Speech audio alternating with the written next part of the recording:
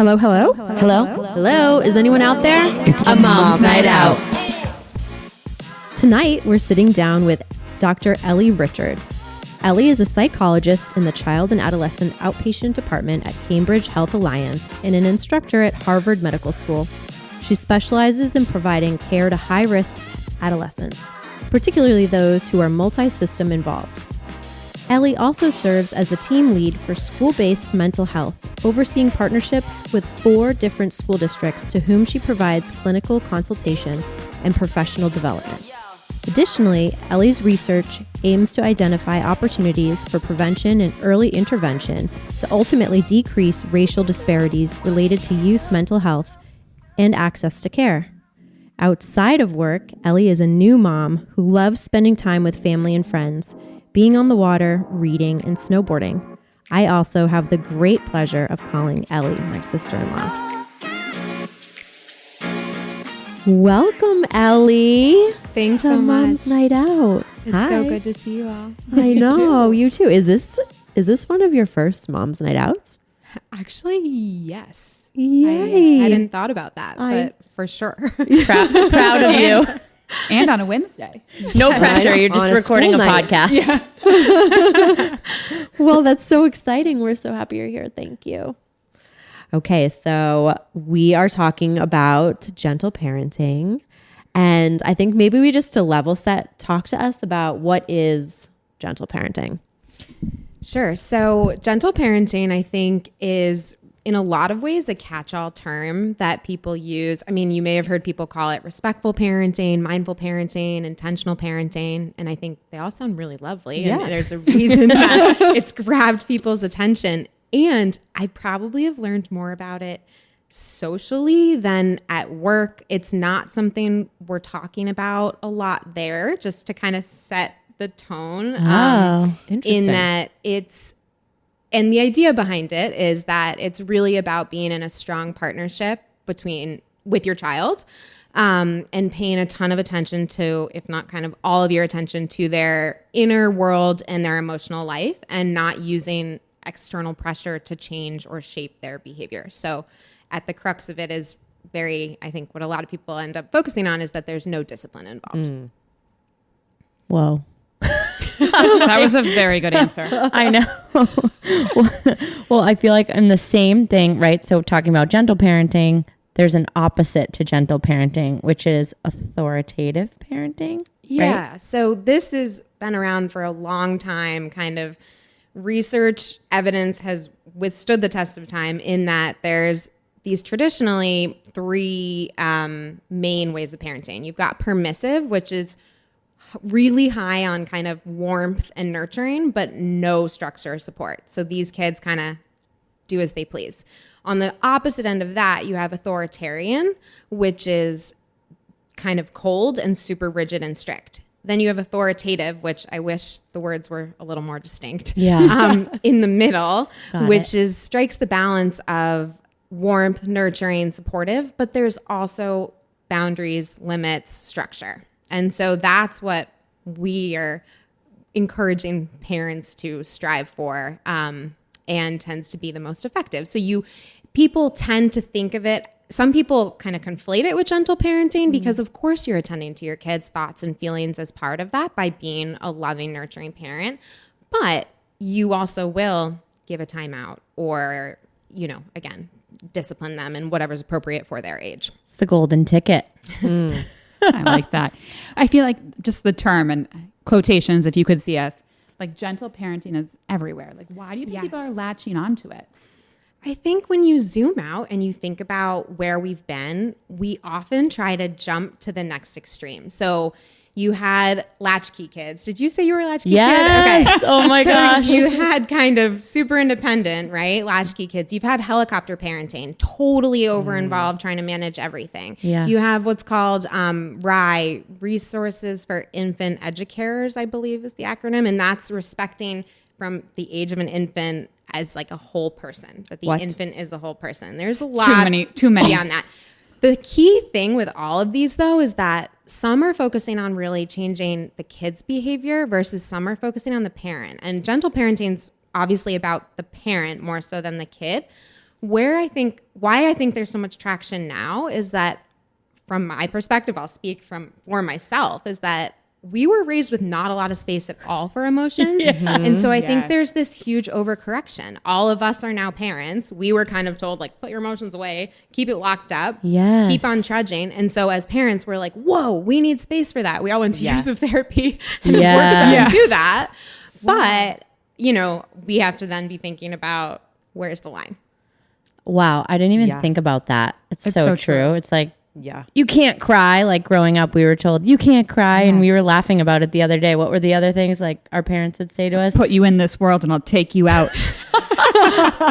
They're like, don't make me pull this car over. To cry about. I think there's also really subtle ways, as a mom now myself, the way that generation everything's really closed, right? So even in the most well-intentioned way, someone will be like, are you just absolutely in love with being a new mom? Like, that leaves me no space to be like, no, it's really hard and I'm struggling. Or think about the kid version, right? Where you ask a kid, are you so happy it's summer?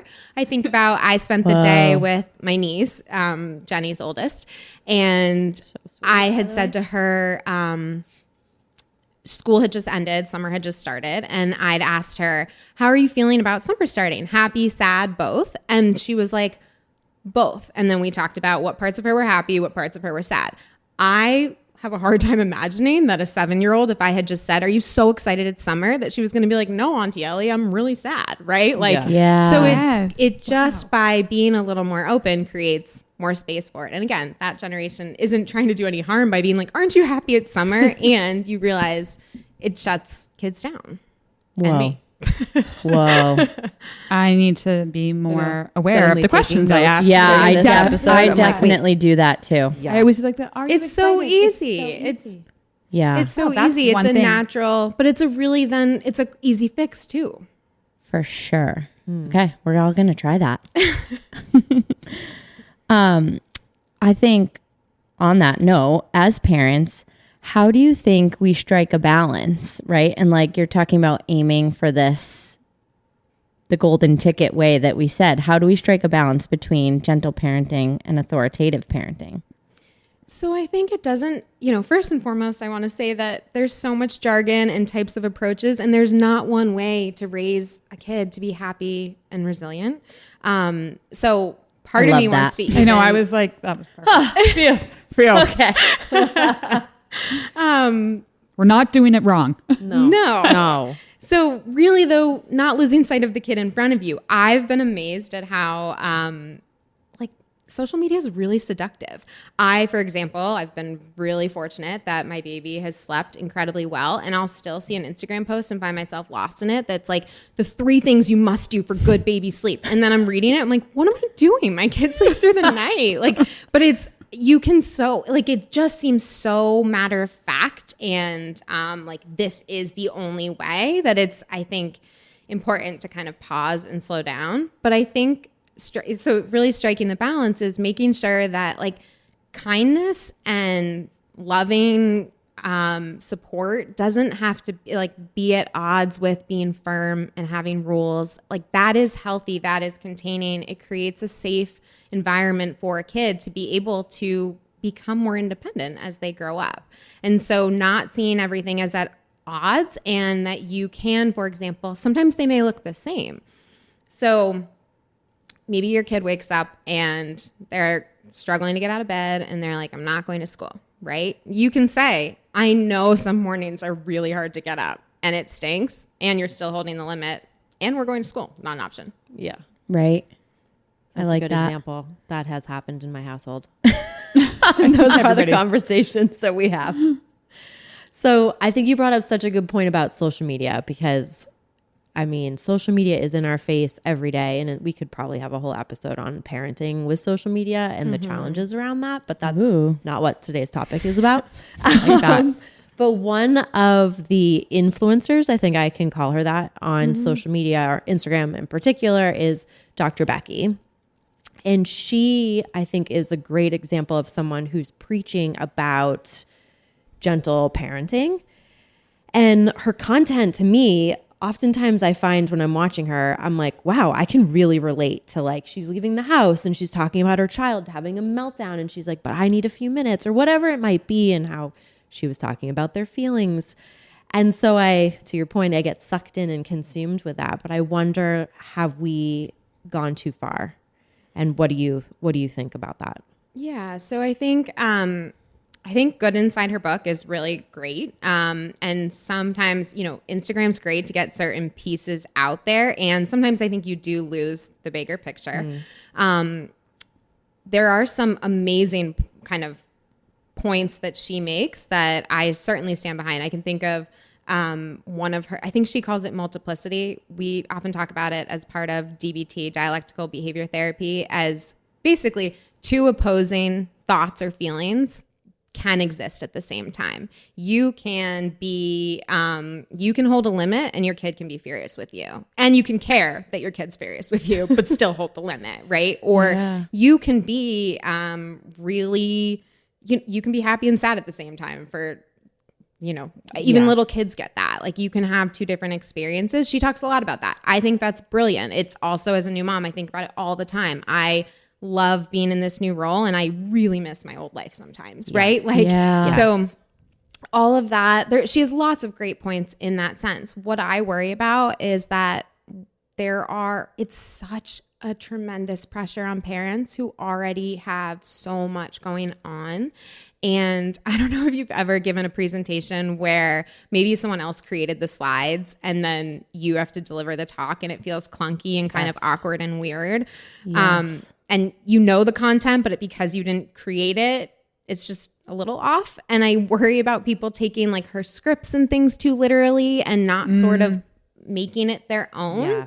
And then it not feeling genuine to a kid or it feeling forced. But I think my other concern is that the way it's sort of framed is that like, if you just have the right language and you just try really hard and you read all the right books and listen to the right podcasts, that like you're going to have a super happy 100% of the time, like flawlessly behaved child. Yeah. And if not, you're a failure. You didn't do it right. And that scares me too, because at the end of the day, like we all, like I have a hard day, a happy day, a sad day. Some days are all in one. Yeah. And your kids are going to have that too. Right. And to think then that has something to do with your skills and navigating their emotions. And one last thing I'll say about it all is that I also sometimes it just feels like what she's doing is in this like ideal environment. Maybe if you had one kid all the time in the world, but there are going to be days where you're like, you got to get your shoes on and you might yell it and you right? Like we don't always have time to be like, well, what might be behind this? And I don't know. Sometimes we have to do what we don't want to do. I do plenty in my work day where I'm like, I'd really rather not be doing this. And there's no time to understand the feelings behind that or what's going on. And I think I guess this is really my last thing I'll say about it. But the world isn't full of gentle parents. And so those, that is wonderful if you really can be a family in a household where you're attending to that all the time. But the real world around us isn't like that. It's not full of all gentle parents. Right. And so I don't know that we quite know how all those kids are going to then do as they navigate hardship or whatnot when you have someone who doesn't know how to attend to emotions in the same way. Whoa. Yeah, that is a huge blew my mind, that concept, because I think of my own worlds like work, social, like everything, and it does not work that way. People are not gentle. Right. Yeah. Exactly. No, for sure. Exactly. I mean, that like makes me think a little bit more like broadly about just consequences in general of gentle parenting and like parenting. What are you seeing right now or expect? In terms of kids, you mean? Yeah. And how they're doing. So I think I primarily work with adolescents. So I think one of the things that I've really noticed in the last couple of years that feels very different, and I can't say that this is 100% because of gentle parenting. Obviously, nothing's that clear cause and effect, but teenagers are really struggling dealing with any sort of distress. And not only are they struggling managing it, they don't think they should have to. And that feels like a huge difference compared to kind of past years of doing therapeutic work and whatnot, where they're, as opposed to recognizing that encountering hard, whatever it is, any sort of hardship, any sort of distress, any sort of uncertainty is a part of life. It's how you learn, it's how you grow, etc. That they're just like, that shouldn't have to be part of my life. And some of that is like, think about, they don't even, like, there's so many social interactions that are eliminated in this day and age. No one calls to order food. Like they don't even have to, like, they can just click two like buttons and it's there. And they're like, you're expecting me to call, give someone my address and my phone number and my name, you know, I have to then greet them at the door. They can't comprehend it. Yeah. And they're like, why would I do that? So I think we're seeing, and that's hugely problematic. We know life is full of uncertainty, whether we are okay with that or not. It is the reality. Of course, I have a plan for my day tomorrow, and no one knows. Like, I'm going to hope for the best and expect it to be a normal day. And I think the more, I think that it's as terrifying as it is liberating to recognize that life is uncertain. But the kids these days are really struggling to make sense of that. Wow. And you feel like social media has a lot to play into that, maybe? Without a doubt. I think you've got social media, which again is a really complicated discussion with its pros and cons. It's not all good. It's not all bad. And I think we don't fully, or I think we're quick to forget the effects of COVID. And I don't mean like COVID as a sickness per se. I mean, there were certainly people that had high anxiety related to that, but the ripple effects, the social effects, the academic effects for our kids is huge. A lot of kids, so anyone with a predisposition to anxiety, COVID reinforced it. We know the worst thing for anxiety is to avoid what's causing you stress. And so what? Like, is that my problem? I was like, yes, it is. I'm thinking of this one in June bugs. Jenny's not a fan of June bugs. Fun fact. Didn't know that. Fun fact. Well, you wouldn't see her near one.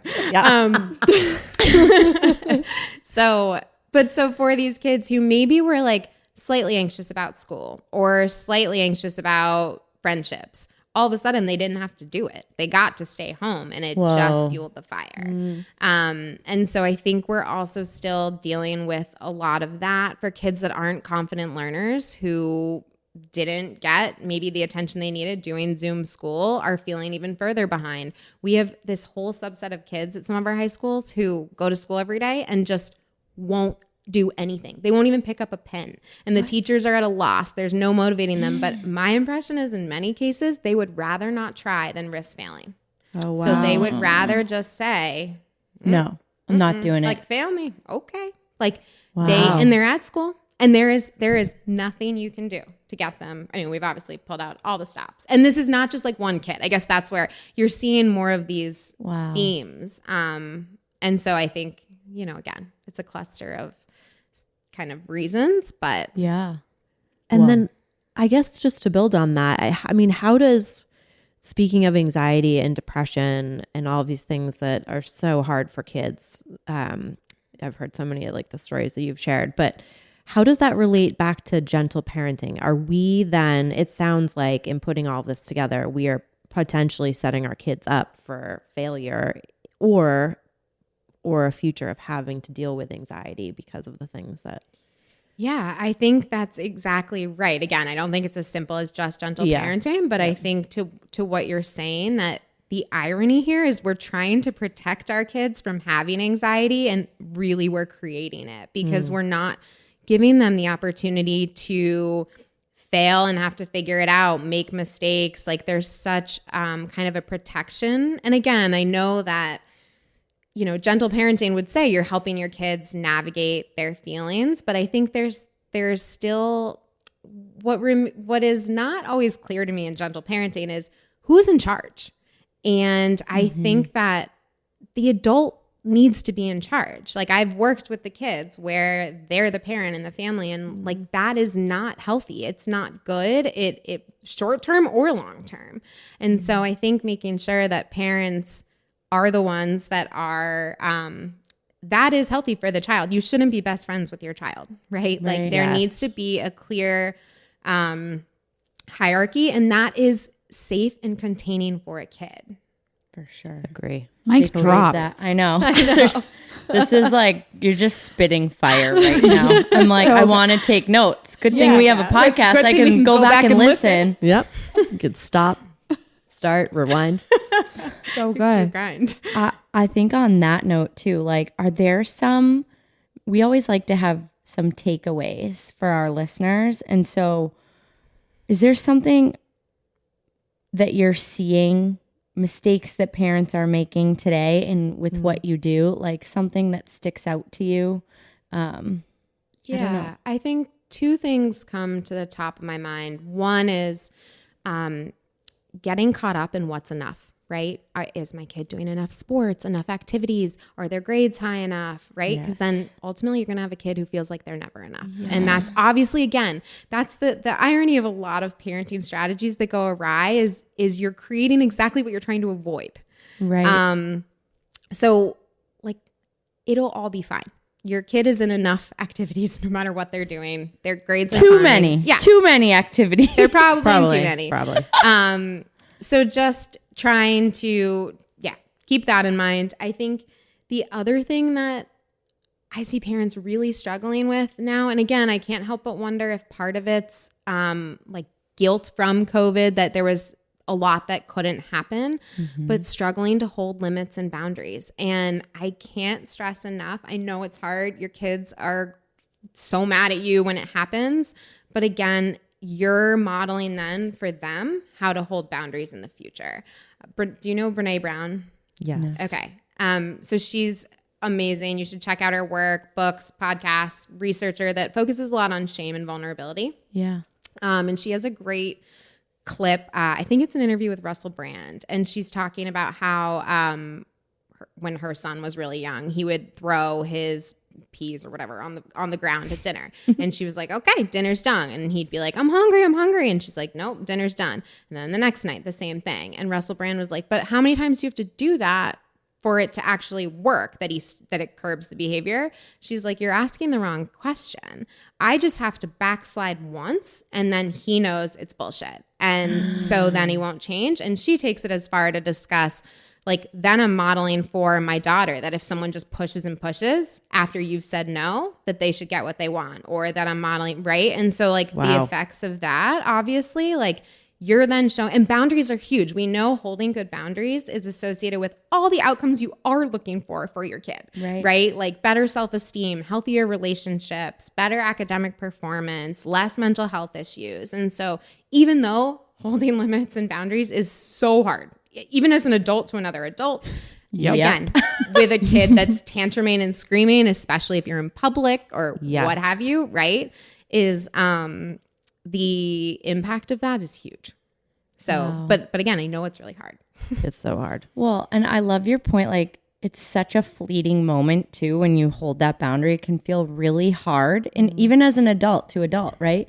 To like say no and to hold that boundary. Yeah. But it's a fleeting moment. I find, especially with kids, right? Like we work through it, they're upset, and then like 5 minutes later, they're back to normal. Yeah. Totally. So I mean, there's still space to also attend to the fact that they're mad. Right. I know you're so mad at me, and this is this is what has to happen right now. You have to wear shoes if you're leaving the house. Right. You can be really mad and you can hate that you're wearing shoes, but you're wearing shoes. Yeah. Or whatever it may be. I love that, like calling that out. That I feel like that's such a good piece of advice. To incorporate more. Right? Like, I know you're mad at me and that's okay, but we're still doing this. And it shows your kid that you can hold their emotions. They're not too much for you.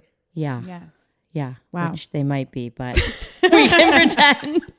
Well, yeah. That's amazing. I know we touched on this in the beginning of different parenting styles, but what do you see as the parenting styles that work best for raising resilient children? So again, I think, really striking this balance between being loving, being warm, but having structure, clear, consistent expectations between you and your partner, right? Yeah, that is so important. Yeah, that you two are on the same page. Yeah. And you talked about it. That can be hard. Yeah, I think also I was really nervous how I would be as a new mom because I know a lot. And so I was like, this could make me kind of spiral. Yeah. I have a baby. We're not setting any limits yet.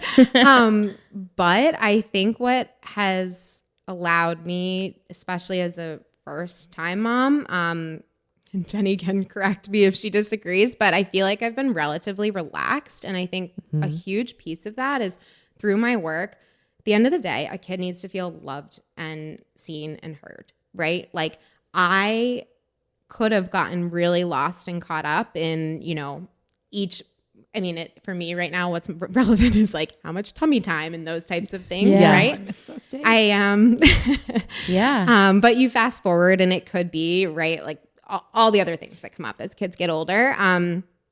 But I think that I can rest really easy at the end of every day. I know my baby feels loved, and I know all of your kids, because I've seen you parent. Your children go to bed feeling loved. Even if you had one of your worst days parenting where you didn't feel proud of your performance or anything else, there's never a question of that. And so part of me is like, we can learn all about the hottest approaches and the new and what's sexy and whatnot, and what's withstood the test of time, and just love your kids. Love and your kids. Also, I work with kids. With that one. I know. I know. I work with kids in really hard family situations, many in foster care, et cetera. And I can tell you firsthand, even in some of the ugliest situations, I can tell you the kids that have felt loved, even by a parent who, for whatever reason, couldn't be a good parent. There's a true difference.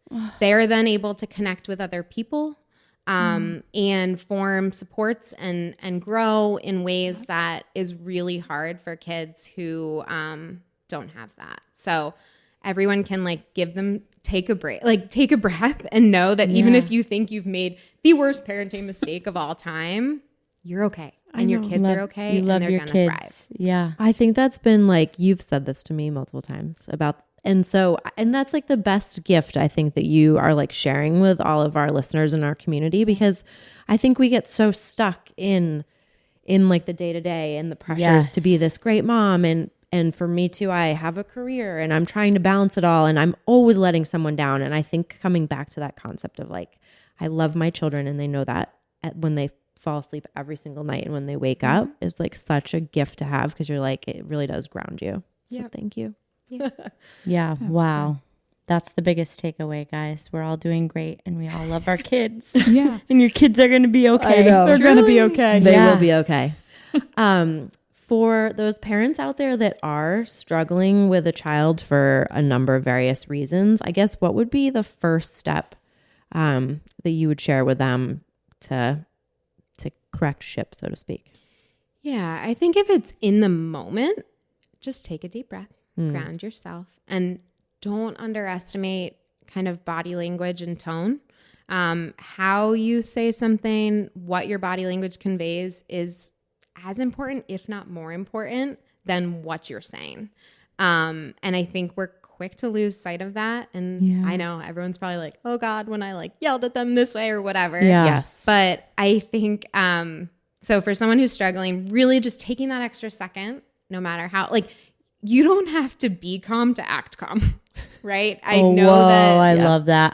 Are you talking to me?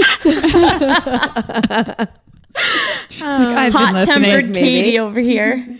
No. No, that's true though. You can, right? And also you have a right to have your hot temper, but also you have a child who does can't bear that. Yeah. And so figuring out whatever it is you need to do. And even if it is saying, give me 1 minute. Yes. Right? There's nothing wrong with taking a breath, taking a break. I think if you're talking about kind of been struggling for a while, I would say focus on positive time with your child, and that people are so quick. I know families I work with, they're like, you're telling me there's not enough hours in the day already, or like financially I can't. And I'm like, no, back up. I mean, 5 minutes at home in the playroom you already have, no new fancy toys, nothing about it. And keep it, the kid gets to choose what they're doing, right? So the kid chooses the activity. I love and that. It's just positive, no questions, limit your questions. Kids often perceive questions as just another demand, something that's asked of them. Even if you're like, wow, what's that you're building, right? Like you think it's your way of engaging in play, and they're like, she just entered my world, right? Like, if anything, what can be more effective, and it can feel really silly and it's really hard. It's kind of the crux of parent-child interaction therapy. So with younger kids that we teach parents is narrating. So instead of trying to kind of keep asking and pepper them with questions, which is what happens to kids all day long. Yeah. And they just perceive it as like, an adult wants to know something else, right? But maybe it is like, oh, you're using all of the different people. That person just went inside the barn. You put this person in the car, right? Like you're literally, and it shows that you're giving them your full attention. And then they'll invite you in. Oh yeah, this car is going here. And whatever it may be. I love that idea. Whoa. Yeah. I needed to hear that. I know. I feel like that's how I feel like I'm connecting with my kids, right? Like when I pick them up from camp today, or I'm like, how was your day at camp? Did you have fun? And I'm like steering the conversation like we talked about earlier. And it's like, no. Now that I've said it, you're gonna, especially in these next few days, be like, "Oh my god!" I know. Like, How many stop. times And do then I do also that? like panic and kind of be like, "I have nothing to say." I'll be Like, texting you tomorrow like, oh no. I need the script. What's the script? Yeah, I mean, it's even when you then even more so try to take any sort of judgment out. So like if a kid's coloring, right? Instead of being like, I love how you're using all the colors. Because then even like, well, what if then they're like, okay, well, I'm going to always use all the colors. Mom loves it when I use all the colors. But whoa. as opposed to being like, oh, you're using all the colors. You're using the whole piece of paper. Like that's just enough different that if the next day they want to just go to town on blue, they can. Okay, so like instead, if I pick up my kids from camp tomorrow, instead of saying, did you have fun at camp? Like what would be a better question to say?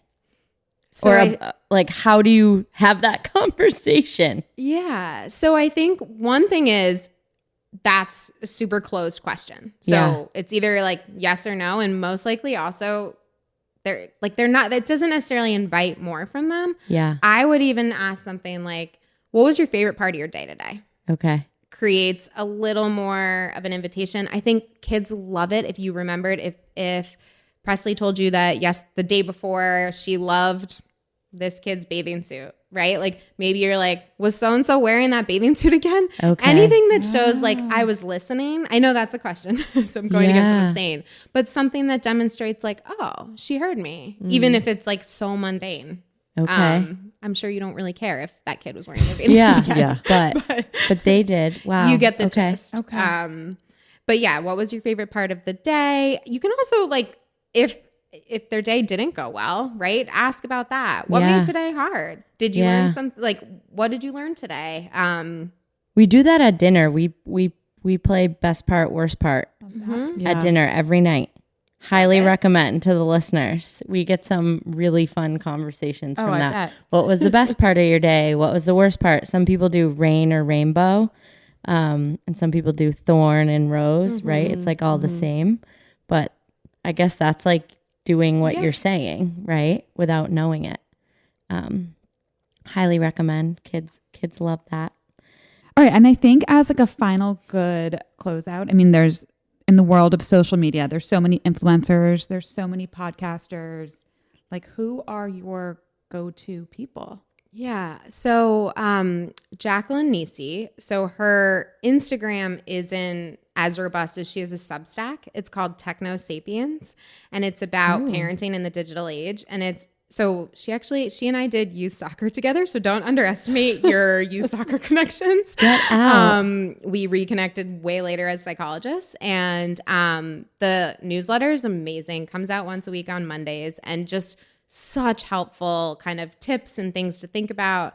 I would also say this may seem a little bit indirect, but someone I went to college with started.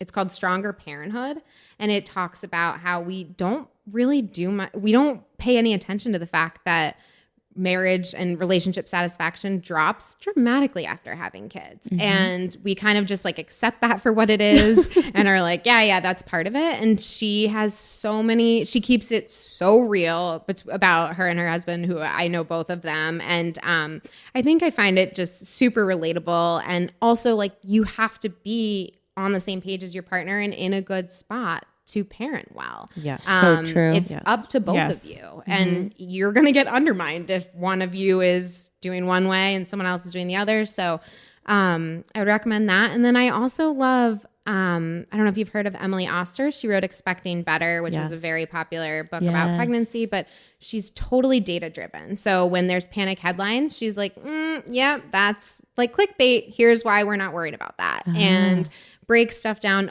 related to largely like pregnancy, parenting, raising children.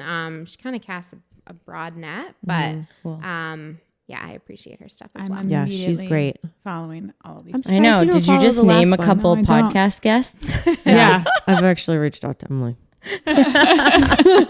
Maybe after this, but we'll link them too so people can find them easily. No, that's super helpful. I think I definitely want to check out those Substacks.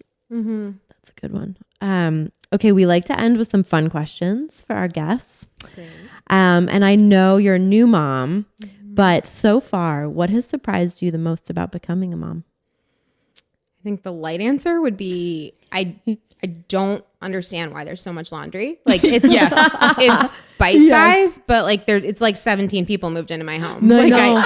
I don't get it. I know. I still don't understand. Yeah. Where is it coming from? Listen, why is there so much of it? You're going through a lot of outfits a day with a baby. I know, but they're this big. I know. Like it blows my mind. True. I so true. And it never changes. Yeah. No. So still trying to, I guess, radically accept that. I think on a deeper level, I have been struck by how joy and grief, and I know Emily, I think it was from Nurture by Naps, touched on this a little bit. So it's similar, but they're kind of two sides of the same coin in motherhood. And so it's like, you know, I'll have a moment where I'm like, oh my gosh, he's sleeping in his own room. Like, so exciting. Oh my God, he's sleeping in his own room. He's growing so fast and now he's not here. Right. Like the like sense of like celebration and amazement and awe is like the underbelly is right there of like a sense of loss and time is flying. And I can't believe it. Oh my gosh. Your You just hit hormones the just nail can't on the handle head.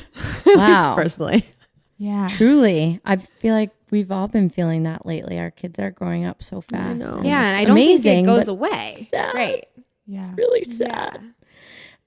Okay. What is one thing people would be surprised to know about you?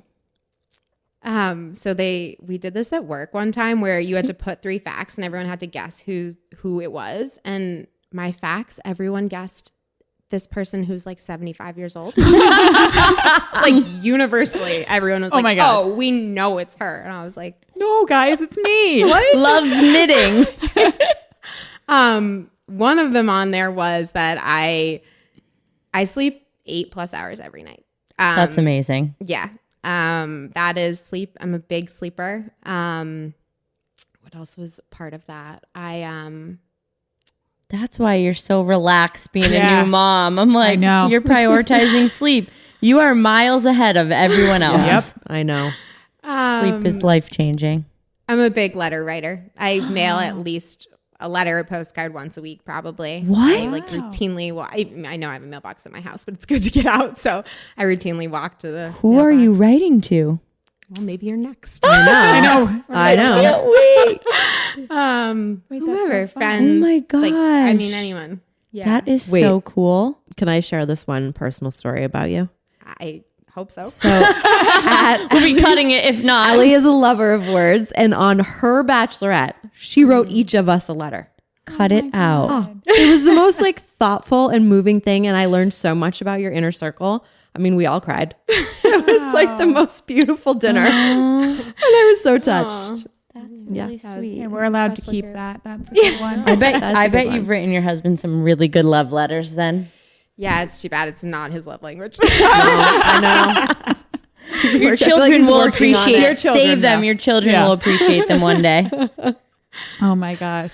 Okay. And then in closing, best advice you've been given about motherhood. I was thinking a lot. I've been thinking a lot about that.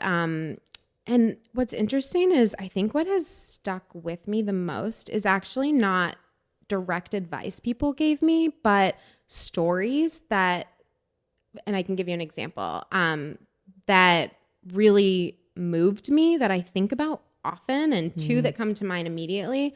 A friend who had really struggled to get pregnant for a long time and finally did, and it was so happy and exciting. And right after, probably like month 1 of having a newborn, had shared with me just in catching up that she and her husband one night had a terrible few nights of no sleep and whatnot, and we're just like sobbing on the baby's floor of their nursery and just like, what did we do?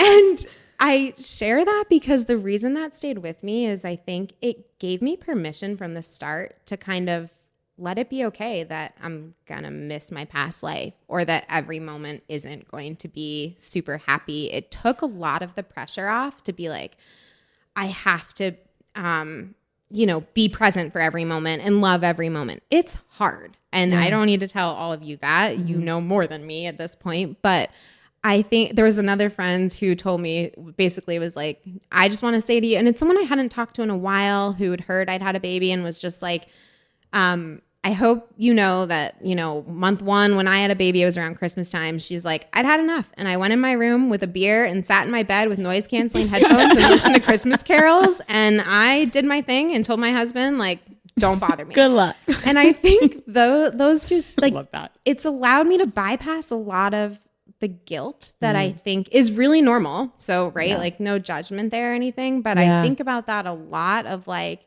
we've made the ultimate sacrifice and we do so every moment of every day.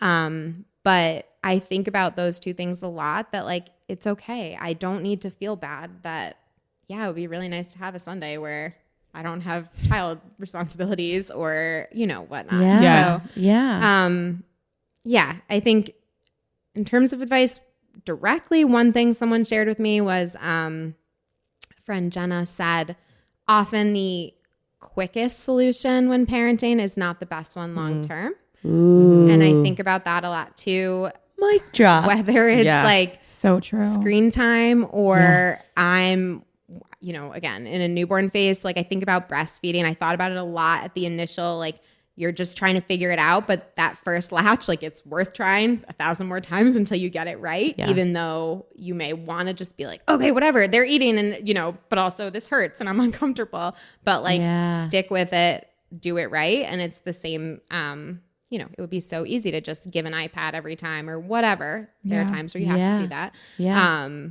But that you're in it for the long haul. Wow. That was such a good note to end on. I know. Thank you. Thank you. I know. Thank you so much. Oh my gosh, you're crushing motherhood already. You're doing a great I've had job. really good models. Oh my gosh. You're amazing. killing And it. thank Just you need for a sharing night- your A wisdom. night in the minivan to peel out. Mom's sun night. dancers. Mom's night out. A true mom's night out. You let us know when night you're out. ready. We'll Oh come my pick you up gosh. in a minivan, maybe an Uber. I'll get the rental. She starts like denying our phone calls and text messages. She's like, nope. That was a night for the books. All right, guys. Thank Cheers. you. Mom's Cheers. night out. Bye. Bye.